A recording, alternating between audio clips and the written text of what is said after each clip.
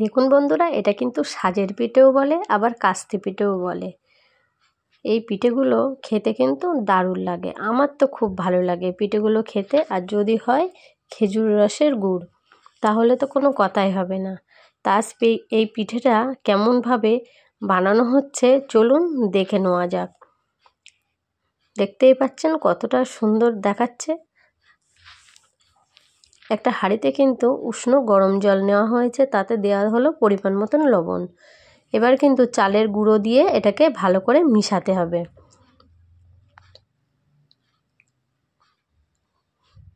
একটা হাতা চামচ দিয়ে কিন্তু এটা সুন্দর করে মিশিয়ে ঘন একটা ব্যাটার তৈরি করে নিতে হবে। আজ এই পিঠেটা কিন্তু আমার মাই বানাচ্ছে। আমি মায়ের বাড়ি এসেছি, আর এই শীতের সময় পিঠে খেতে তো বাপের বাড়িতে সবাই গিয়ে থাকে, আপনারাও হয়তো গিয়েছেন। তাই এই পিঠে মাটাগুলো কিন্তু আমার মাই তৈরি করছে, তাই রেসিপিটা আপনাদের কাছে শেয়ার করলাম। ভালো লাগলে লাইক, কমেন্ট, শেয়ার ও সাবস্ক্রাইব করতে ভুলবেন না। পাশে থাকবেন আর পাশে থাকা বেল আইকনটিটা প্রেস করে দেবেন, তাহলে প্রথম ভিডিও ছাড়ার সাথে সাথে নোটিফিকেশনটা আপনাদের কাছে গিয়ে আগে পৌঁছায়।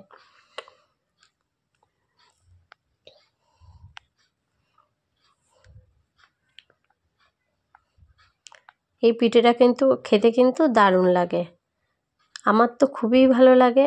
আপনাদের কার কার এই পিঠেটা খেতে ভালো লাগে কমেন্টে জানাবেন। আর দেখুন এই সাজের মধ্যে কিন্তু অল্প অল্প করে দিয়ে দেওয়া হচ্ছে, পুরো এক ভর্তি করে দিলে চলবে না, তাহলে কিন্তু ফুলবে আর বাইরে হয়তো ব্যাটারটা বেরিয়ে যেতে পারে। দেখুন 5 মিনিটের জন্য ঢেকে দিতে হবে। এই ঢাকার ভাবেই কিন্তু এই পিঠেটা ফুলে উঠবে। আর এটা কিন্তু কাস্তে পিঠেও বলে, যেহেতু কাস্তে দিয়েই কিন্তু তোলা হয়।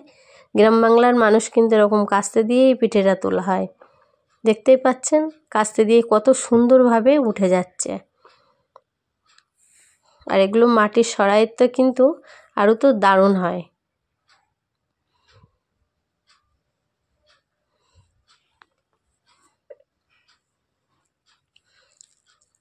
অনেকে কিন্তু পাটালি রস করেও কিন্তু এগুলো চুবিয়ে কিন্তু খায়, আবার অনেকে কিন্তু এই যে খেজুরের যে গুড়টা পাওয়া যায় সেই গুড়টা দিয়েও কিন্তু অনেকে খায়। আজ কিন্তু আমরা খেজুরের কোনো রসে চুবানো হবে না, এটা কিন্তু খেজুরের যে ঝোলা গুড়টা পাওয়া যায় সেই গুড়টা দিয়েই কিন্তু খাওয়া হবে। দেখুন একে একে কিন্তু এরকমভাবে সব কটাই আমরা বানিয়ে নেব।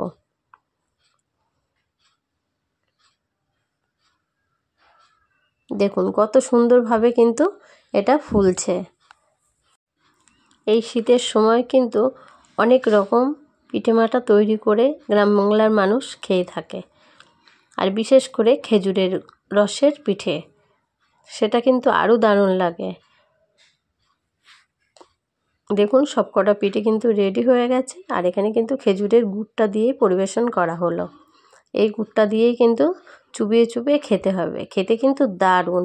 আর এটা কতটা ছিদ্রযুক্ত হয়েছে না দেখলে বিশ্বাসই করবেন না। একটা ভেঙে আপনাদের দেখাচ্ছি।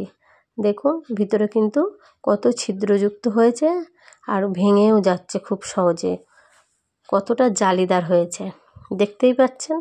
আপনারাও বাড়িতে ঝটপট এমন কাস্তে পিঠে কিংবা সাজের পিঠে বানিয়ে নিন। আজকের রেসিপি এই পর্যন্ত, নিয়ে আসছি একটা পরের রেসিপি নিয়ে। ততক্ষণ ভালো থাকবেন, সুস্থ থাকবেন। গীত কেমন হয়েছে? দারুণ হয়েছে। অনুষ্কা সব বিউটিফুল হয়েছে। কেমন হয়েছে আরাধ্যা? এটা মেয়েদের বিউটিফুল বলছে। হ্যাঁ, এখন প্রথম দিন শুনেছি যে মেয়েদের বিউটিফুল বলে, কিন্তু খাবারদেরও বিউটিফুল বলে, প্রথম দিন শুনেছি।